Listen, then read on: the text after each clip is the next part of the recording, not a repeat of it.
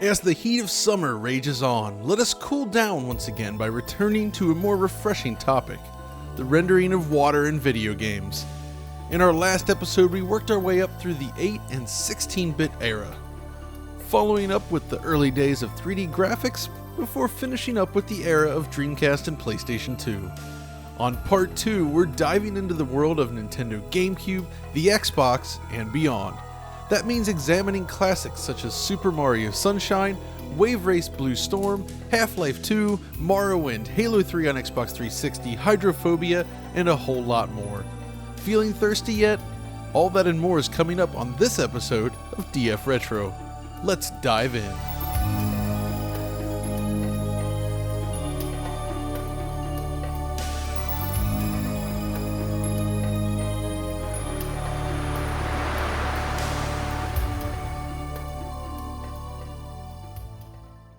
With the introduction of Nintendo GameCube and Microsoft Xbox in the fall of 2001, new doors were suddenly opened to developers, and impressive visual effects were soon to follow.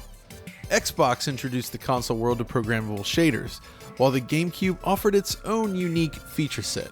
In fact, one might argue that the GameCube is Nintendo's best engineered console to date, with its PowerPC-derived Gecko CPU, the ArtX developed Flipper graphics core with the rather flexible texture environment unit, and other smart hardware features. The GameCube packs a lot of punch in a small purple package. And it was evident right at launch with titles such as Factor 5's Rogue Squadron 2 hitting new, unexpected heights in the display of real-time graphics. But while Rogue Squadron 2 focuses on its fine-grained simulation of the Star Wars aesthetic, the Redmond-based Nintendo software technology launched a proper sequel to Waverace 64 alongside the system. While general opinions vary on this follow-up to Waverace 64, I think most can agree that its handling of water is nothing short of a triumph. Waverace Blue Storm follows up and expands upon the interactive water concept found in the N64 game.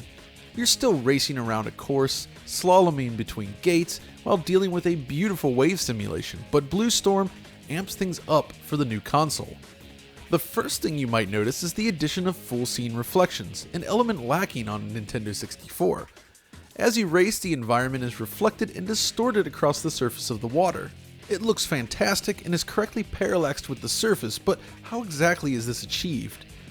Well, from what I can deduce, the reflections appear to take advantage of the embedded frame buffer trick, in which the current scene is used as input for the EFB, where it can then be manipulated and reintegrated into the main scene.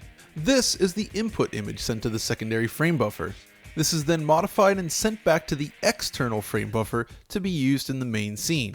As you can see, it's basically flipped with unnecessary geometry called from view, including the player model. The resulting image on real hardware seems to be quarter resolution and is used for the reflection.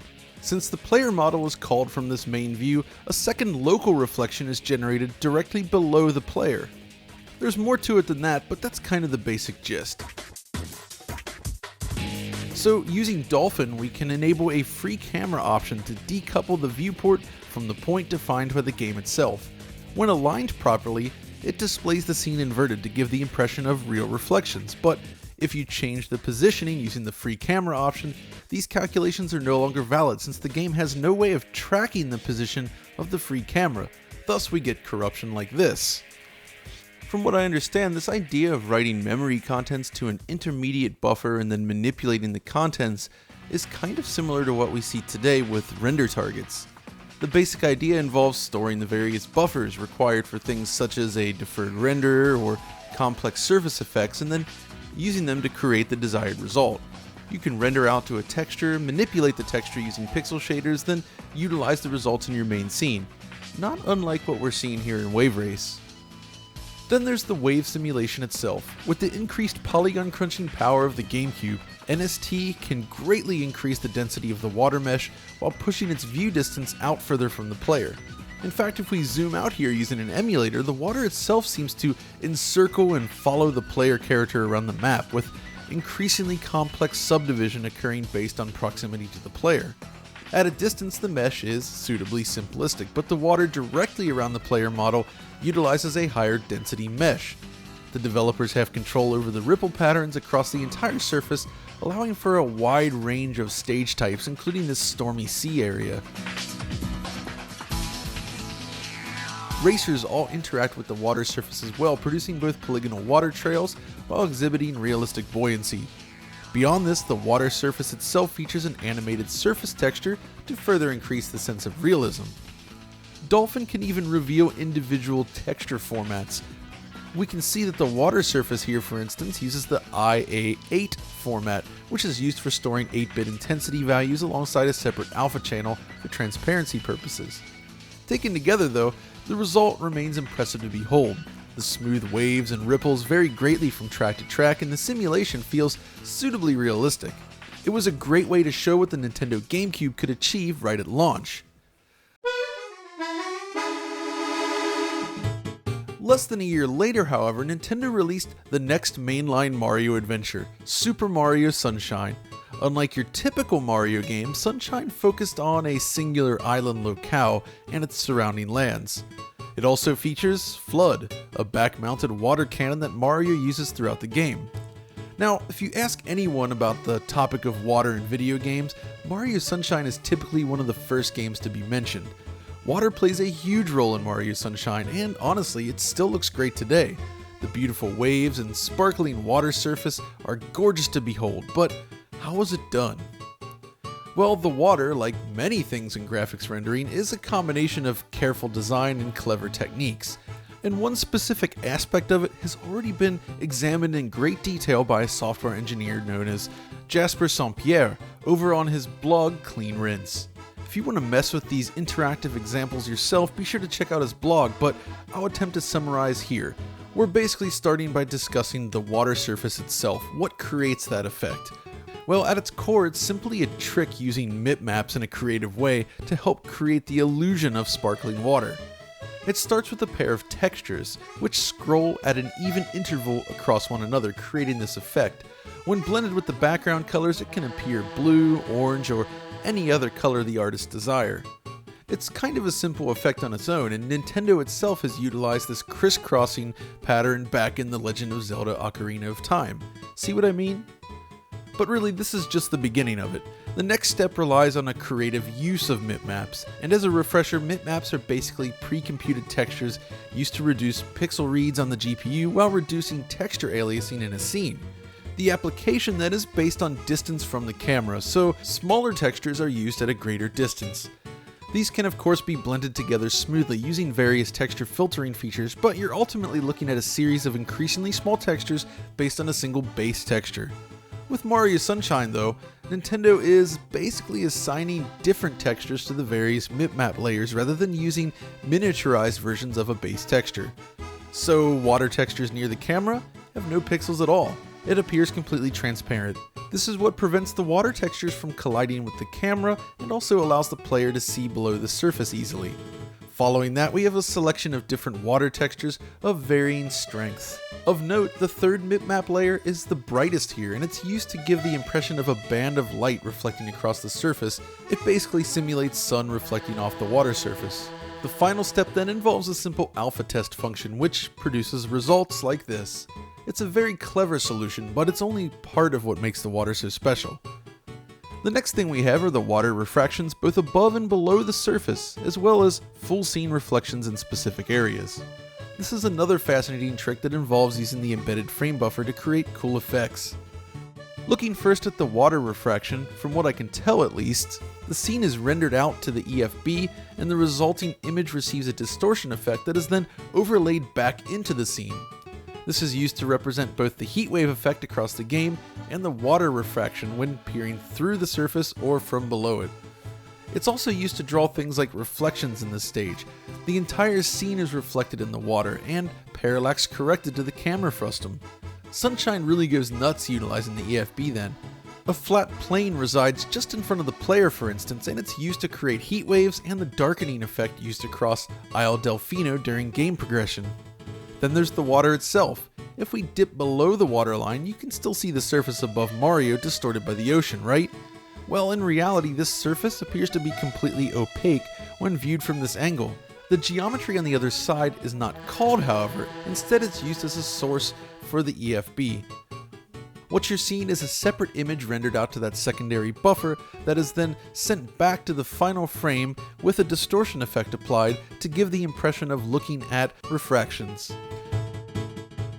All of these fancy tricks work together in tandem to simulate the reflection and refraction of light throughout the game, and it's really kind of cool, clever stuff, if a little overkill.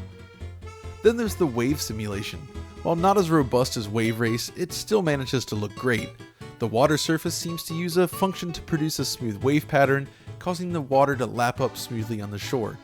It doesn't even stop there. There's this goop that Mario cleans up during the game that appears reminiscent of what we would later see in the Splatoon series. There's Flood itself then, and the water spray, which even uses an EFB copy to display Mario's reflection in the puddles made by said water cannon. I don't know enough about the GameCube hardware to say for certain, but if I had to guess, it's all of these effects combined that force the team to stick with 30 frames per second rather than 60.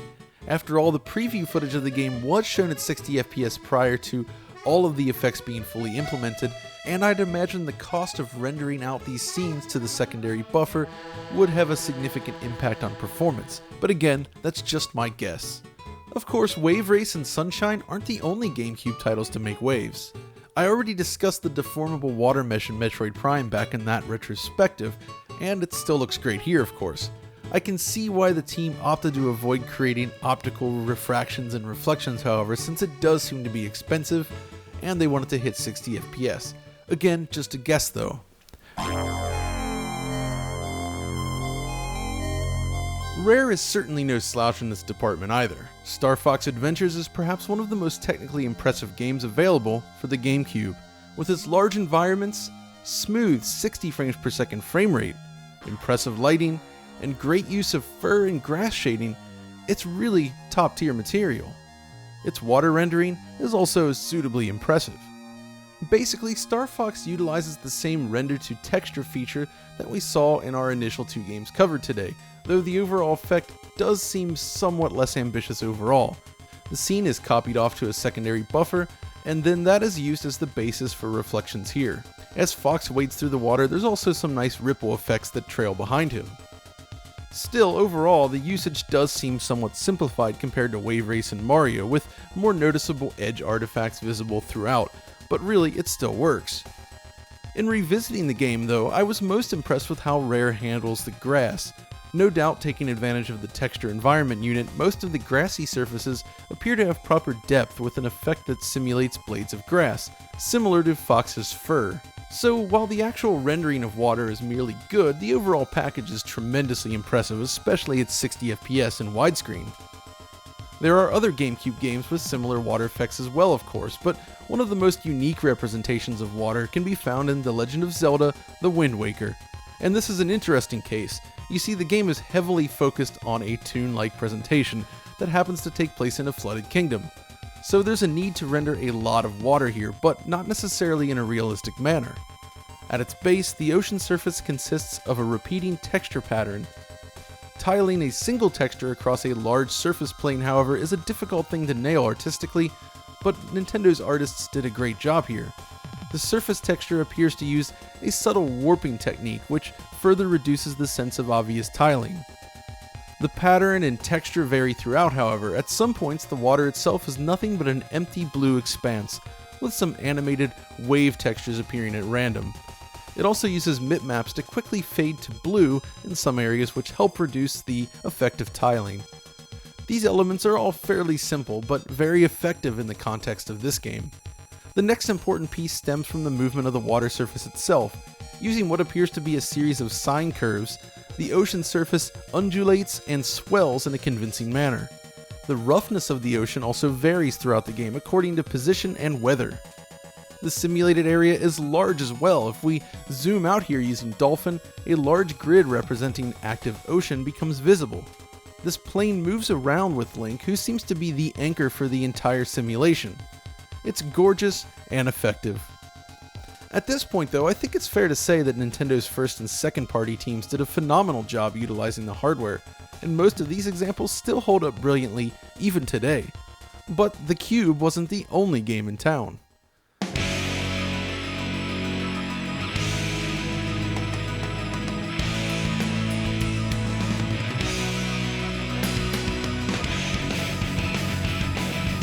The Microsoft Xbox launched around the same time. This beastly box with its NVIDIA GeForce 3 derived GPU introduced programmable shaders to the world of console development, allowing artists and engineers to create some cool new effects. A shader is basically a small program that can run on a GPU which can manipulate a 3D scene in the rendering pipeline before it's drawn. Your input, such as a model or a texture, can be modified by the shader program to create a desired look. Vertex shaders can modify vertex position, color, texture coordinates, and other things, which can be very useful for three-dimensional water simulation, while pixel shaders can work with individual pixels, which is useful for manipulating things like textures, color, and the representation of lighting. You can do a lot of things with the shader language today, but as far as I can tell, things were more limited on the original Xbox. Even still, it's an important step in graphics rendering and was widely used across the platform. This hardware is precisely what makes things like per-pixel lighting and the water rendering possible in titles like Halo. While simple and non-interactive by today's standards, the basic water shader adds a layer of specularity to the surface that you really didn't see on PlayStation 2 or the Dreamcast. It basically helps with surfaces like water with a relatively low performance cost, at least as I understand it. Bloodwake is an early title for the Xbox which features a lot of water. It's basically a car combat game like Twisted Metal, but with boats, and at the time its rendering of water was extremely impressive. It's a basic mix of generated wave patterns combined with some nice shader work. The focus of its design is on the rendering of its surface, which exhibits a shininess designed to simulate light playing off its surface. It looks pretty good overall, though some proper reflections would have helped a lot, I think. Bloodwake also features different weather conditions, which vary the intensity of the wave simulation. Playing during a storm is a very different experience compared to the calm sea. Boats also influence the simulation, leaving trails behind, which influence the handling of your boat as you pass over them. Again, a neat demonstration. Now, on the flip side, we have Blinx the Time Sweeper. This gorgeous platform game was often the butt of jokes back in the day, but that's not really fair. It's a great little game that almost feels like a lost Sega title. I love it. It also happens to feature some rather excellent interactive water effects, which are impacted by the time mechanic. Basically, pools of water use a neat vertex rippling technique that can collide with solid bodies such as Blinx himself. As you run through the water, it ripples and moves around the player in real time, similar to Baldur's Gate Dark Alliance. But if you pause time, the water freezes in place and Blinx can carve right through it.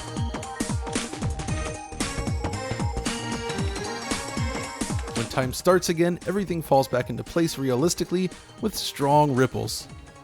Vertex rippling is effective and was common even on PlayStation 2, but Blinx takes things a tad further by applying cubic environment maps to the surface. Cube maps are a great feature on the Xbox that received a lot of use, and they just happen to work really well in this instance when it comes to creating reflections. Of course, the sequel, Blinx 2, takes things even further. The water simulation and quality of the rendering is greatly improved. Reflection quality is increased as well, as is the detail of the water mesh.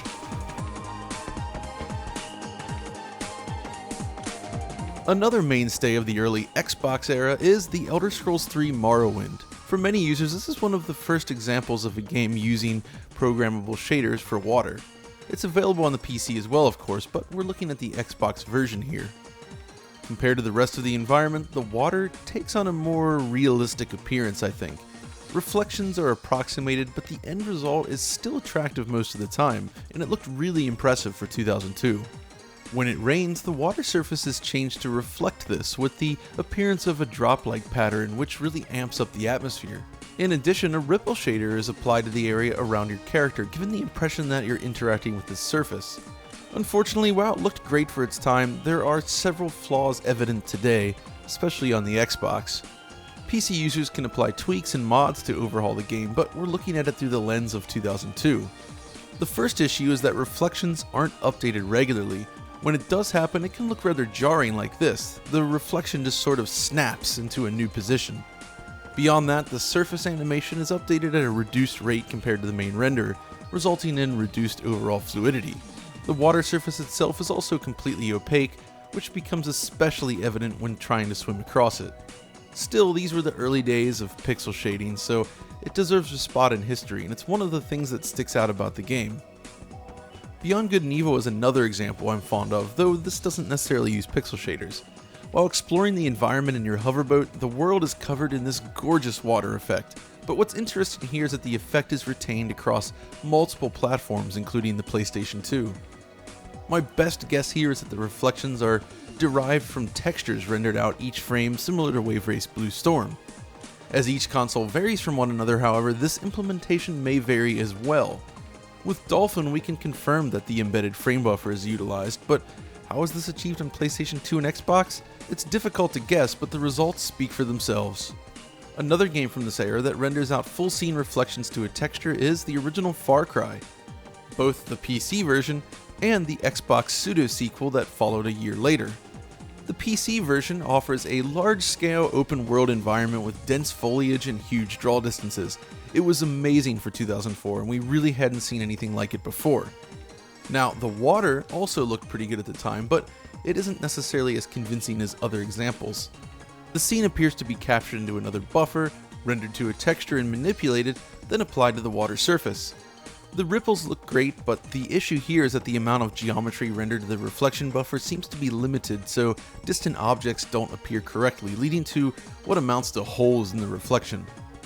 Of course, if you're familiar with Crytek's history, you know that they absolutely nail this aspect of rendering in their next game, Crysis. Curiously enough, the Xbox Far Cry game known as Instincts was developed by Ubisoft and offers a solution to water rendering that is in some ways superior to the original PC release. It does seem to use the same basic method for displaying reflections, but the developers also simulate the Fresnel effect. I'm not entirely sure how that's done though, but basically you'll notice how reflectivity increases based on distance from the camera. Areas near the player appear more transparent, while water in the distance appears more mirror-like. Speaking of this natural phenomenon, Half-Life 2 released in 2004, the same year as Far Cry, and offers a tremendous visual representation of water. Reflection, refraction, and the Fresnel effect are all simulated in a very believable fashion. Look closely at any scene featuring water in Half-Life 2 and you can see these three elements in action. From what I can tell, Half-Life 2 seems to use planar reflections. The basic gist involves creating a reflection matrix from the plane where a defined camera position can be used as a source input to render to a texture. Objects near the clipping plane can be properly culled from view to ensure that only the correct objects reflect. This data can then be sent to a shader and its position determined from there. The result is a reflection map. This basic concept is actually remarkably similar to what NST is doing with Waverace Blue Storm. Objects below the water surface then exhibit proper refraction, that is, their appearance appears to be distorted by the water surface. This effect is displayed using a refraction map, which is captured in a similar way to the reflection map. Another notable feature stems from the physics simulation. Objects exhibit properties of buoyancy when dropped in water, and this varies based on material type. Objects such as plastic barrels or chunks of wood float realistically in the water, to the point where this is sometimes used to solve certain puzzles like this. Of course, the surface plane itself is entirely flat and non-interactive, but the visual representation of water and the application of physics is second to none for 2004. It's still a beautiful looking game. Now, 1 year after the release of Half-Life 2, the PC received another gem in the form of Monolith's Fear. Now, Fear itself is focused on lighting, shadows, first-person gunplay, and the like, but it also features an occasional pool of beautifully rendered water. In this case, the developer appears to be using planar reflections combined with a deformable water mesh that can react to the player's movement and gunfire. It's a convincing and beautifully rendered effect. Fear also features water caustics, but it's worth noting that it's not really a proper simulation. Ripples made in the water are not reflected in the caustics. It's still rather effective though, and for a game not focused on such effects, it looks really nice. From this point then, the next generation of consoles started to make an appearance, and suddenly water rendering began to improve by leaps and bounds. There's no way I could address everything here in the scope of this video, however, so instead I opted to pick out a few examples that were requested by the community, starting with Bioshock. Set in the underwater city of Rapture, water plays a key role in the presentation. In this case, Bioshock doesn't really push new boundaries in terms of technology, but this artist-driven approach to water rendering works brilliantly in realizing the intended atmosphere. There are many ways in which water is used throughout the game. During the introduction sequence, for instance, the player is dropped right into the ocean at night. The fire and wreckage of the drowned plane are beautifully reflected across the surface. It's a remarkably evocative moment, and it's a great way to start the game.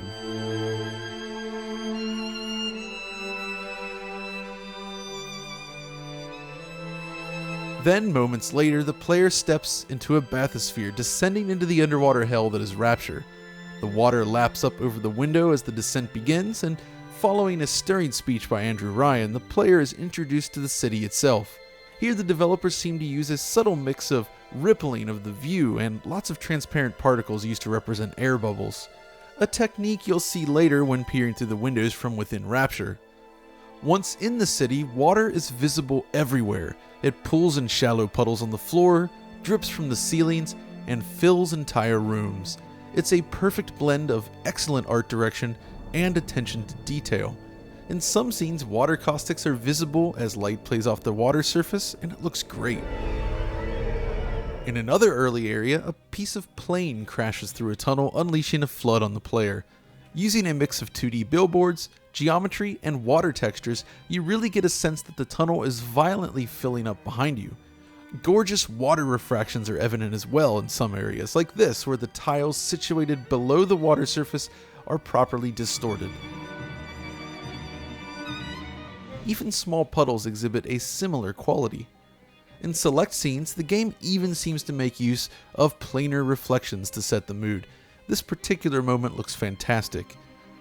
Now, all of this footage here is captured from the original Xbox 360 version, as this is how I first experienced the game, but it's gorgeous on any machine, and in fact the water effects are slightly enhanced if you play the DX10 version on PC. So while it's true that there's no geometric distortion or actual volume to the water here, the quality of the artwork shines through, and Bioshock remains a great example of water and gaming.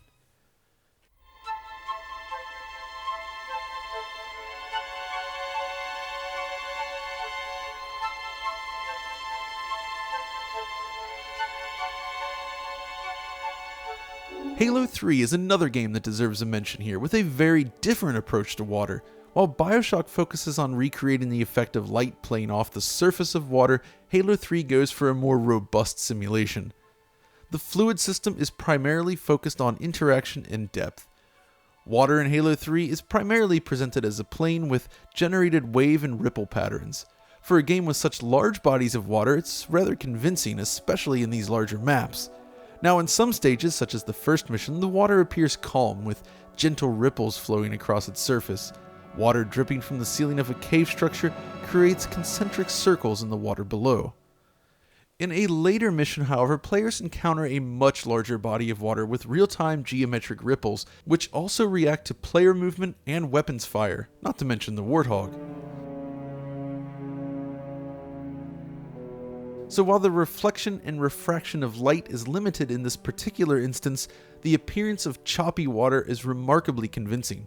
It really feels like a proper body of liquid rather than a simple flat plane. In other areas, however, water refraction and Fresnel are accounted for. The terrain below the water surface ripples accordingly, with the water surface becoming increasingly mirror-like at a distance.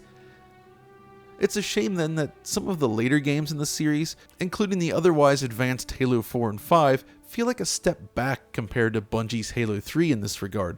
It's all very impressive work from Bungie. One last game I wanted to briefly cover then is Hydrophobia Prophecy. There's not a lot of information out there on how this works, but basically it was originally released for Xbox 360 as Hydrophobia, then later ported to the PS3 and the PC. It's a survival horror game, and it's developed by the company Blade Interactive, using their internal Hydro engine. The basic gist here is that it's completely dynamic. Fluid dynamics are simulated using a combination of geometry and surface effects, but what sets it apart is the way in which it behaves. The water mimics the behavior of real liquid. It can fill a room or be drained based on what's happening around the player. This allows the developer to play around with rising and falling water levels to create harrowing sequences. Open a door and water will realistically spill out. A break in the hall can have the opposite effect then, with previous open hallways filling with water as you make your way through the stage. Beyond the simulation, Hydrophobia also presents beautiful reflection and refraction effects. It has an appearance reminiscent of Bioshock, but is far more dynamic and systems driven. I can't say that the game itself is a resounding success necessarily, but I was really impressed by the ambition of this project. It's been 8 years since the game was originally released, and we're still not seeing games attempt this type of simulation. So, while it has its own limitations, the results are still rather impressive. At this point then, I feel that we've covered a lot of ground, yet there's still so much more that we couldn't touch on. From the gorgeous water in the original Crysis, to the beautiful simulation of the ocean in Uncharted 3, water has continued to evolve and improve with time. And if I had more time, I would have loved to cover even more games. Of course, things certainly aren't perfect today. Fluid simulation remains a challenge, and the increased complexity of modern rendering requires an approach to reflections that sometimes falls a little short. Many viewers have expressed complaints over screen space reflections, for instance, but it's still a good, relatively fast solution to this problem. Planar reflections, for instance, are simply too computationally expensive these days. Still, technology continues to improve, and perhaps someday real fluid simulation will become viable in games. That's all for now though. If you made it all the way to the end of this video, thanks for sticking with me. It's certainly been an interesting project, and there's still a lot more to learn. If you enjoyed this episode though, be sure to let us know by liking, subscribing, ringing the bell for notifications, and following us over on Twitter. But until next time, stay retro.